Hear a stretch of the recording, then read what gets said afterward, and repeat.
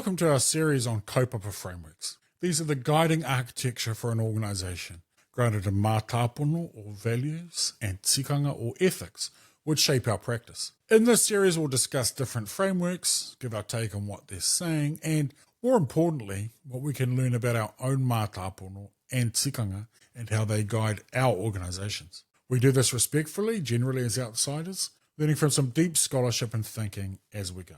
If you like our content, hit the subscribe button and the bell so you'll be notified as more content comes online.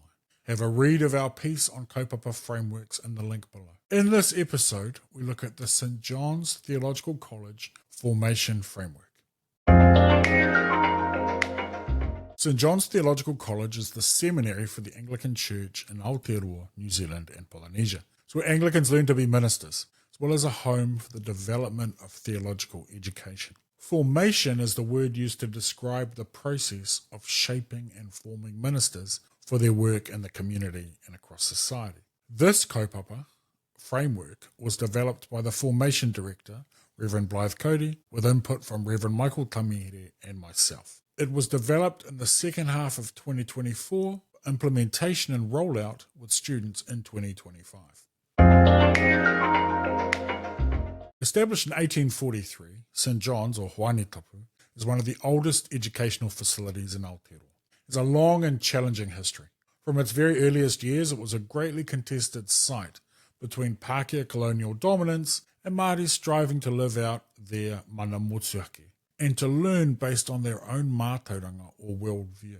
Over the generations since then, while generally a highly repressive and racist institution towards Māori, as you often find in colonial countries, Māori also found ways to live out their own aspirations. The mātauranga was irrepressible. From Rota Waitoa, the first Māori to be ordained in the Anglican Church, and his contemporary Henare Wiremu Taratoa, who died fighting the British at the Battle of Te Ranga, through to generations of scholars, composers and activists, Māori have found a way to survive the college. Pākehā will to dominate never really ends though. And although the college paid lip service to Māori and Pacifica aspirations over time, the baseline was always Pākehā. They would rely on the college library, packed to their gunnels with Western literature, that demanded that it define theological education and formation. Experts would be flown over from the US or Australia or England to remind everyone of who was in charge, of whose theology, of whose mātauranga was dominant. This formation kaupapa framework was part of an effort to assert that the mātauranga from these lands and its deep connection and roots in the Pacific was not only valid but foundational. When faced with a mountain of Anglo literature, it was a deliberate effort to say, wait, there are other ways. This kaupapa framework also lives out Te Reti o Waitangi, which is fundamental to the revised Anglican Constitution. The work was generally well supported by staff and students, acknowledging its innovation depth and the manifestation of mātauranga and Anglicanism. It speaks to the changing nature of Aotearoa and the hope for a better, more just future. The formation framework draws heavily on the work of Pāhenare Tate. Tate was a highly respected scholar, kaumātua and Catholic priest. Based on his iwi in the Hokianga in the far north, Tate drew for his work on the ancient mātauranga of his people, as well as his deep training and formation he'd received from his church. His doctoral thesis, Towards Some Foundations of a Systematic Māori Theology, was foundational for this framework. In his work, he laid out a way of thinking about and embracing the depths of mātauranga while maintaining a systematic approach. In saying this, there are many Māori scholars who have had similar approaches. I had the honour as a young man to spend time amongst a group of Māori thought leaders. At one wānanga, Pa Tate shared his whakaaro, his thought, that in terms of his Christian ministry, tika or correctness was more important than aroha or love. My father, lying next to me in the whare, barked his disagreement, although he wasn't really disagreeing as much as debating. And the idea of tika being the preeminent value is very much of the northern tribes in my experience. At the centre of this kaupapa framework is tapu. According to Tate, tapu is humanity in its fullness. Tapu is a quality which all of humanity has inherited from creation, from our descent from God or the gods, depending on your theological orientation. Although the missionaries in their cunningness tried to redefine tapu as sacred or holy, Māori in effect redefined holy or sacred. It is much bigger than the sanctity of a thing. Instead, it speaks to the shared whakapapa, the interconnectedness of all creation. As you can see in the framework, mana, in Tate's thinking, is the expression of tapu. An act of mana is the recognition, uplifting or restoration of tapu. So tapu is at the source and mana is its expression. And in Tate's thinking, in this model, tapu is sourced from God. You will also see, as the circles spread out, the idea of calling, forming and sending. God calls. This is a way of describing our inherent nature in creation.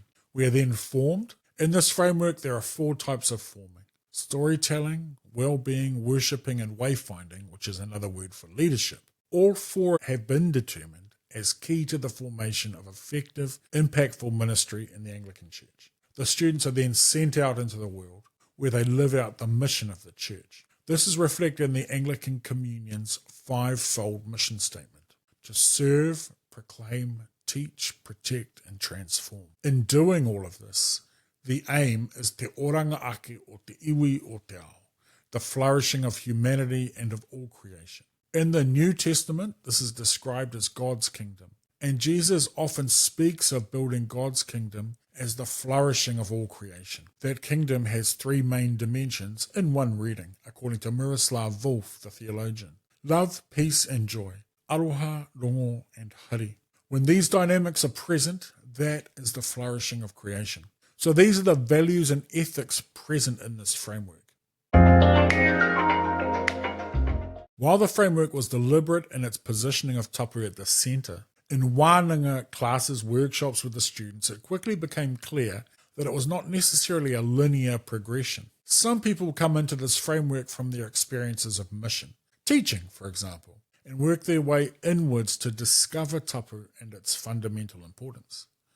Some experience God's kingdom and tie it to tapu, but seek to be formed on their journey. Rather than a direction of travel, an important consideration that each layer is related and that tapu and mana are fundamental to their operation. Also, the ends are clear: the flourishing of all creation in te oranga. The idea, though, is not to be lost in one particular layer, but instead to be on a lifelong journey, to build and maintain all of these different dimensions. This kaupapa framework represented a break from the past, in that it wove mātauranga into its being in a deliberate and central way. It's not performative but challenging. However, it also engaged with global ideas and tikanga that are a feature of being Anglican. The framework is innovative and transformational. This kaupapa framework sits there, waiting for its time, with tapu at its centre, its expression of mana, and its values intact.